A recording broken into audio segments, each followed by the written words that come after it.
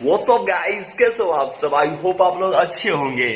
तो आज मैं वीगो पे लाइव आ रहा हूँ 2 बजे फाइनली। एंड आप लोग कोई भी क्वेश्चंस आप वहां पे कर सकते हैं 2 बजे लाइव। एंड मुझे भी बात करनी है आप सबसे बहुत ज्यादा। सो 2 बजे मिलते हैं। Thank you so much, love you all. फागुन में बिगाड़ ले बटिया पंचाल, रही रही छुए के गोरे गोरे का बहुराइल बारू का हो जब जब धरी तखन पिए के भागे भैया से कहस न डरे है लागे। तेरे बारे में ना सोचूं ऐसी रात नहीं है, पर तू तोड़े दिल मेरा, तेरी औकात नहीं।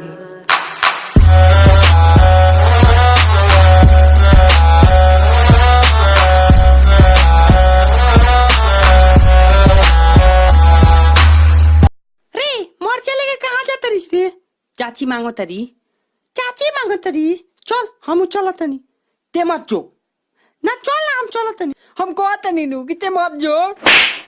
तो अब ते जात कहाँ बड़ीस, कहाँ जातनी? नेवा मरचा मांगला सिया रे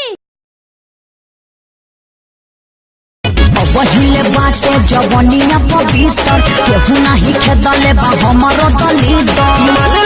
मरिया तू कैसे कैसे कैसे कैसे कैसे अरे साफ साफ बताओ न चलू तब चलू कैसे।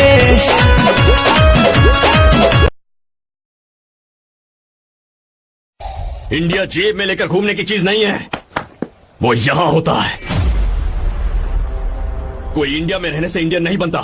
इंडियन बनने के लिए इंडिया दिल में होना चाहिए। इंडिया दिल में होना चाहिए।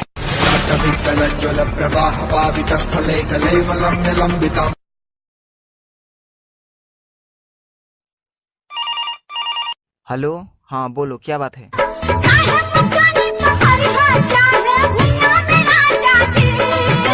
चाहे मचानी पर मोरिया, चाहे भूया में राजा जी। कौची रे?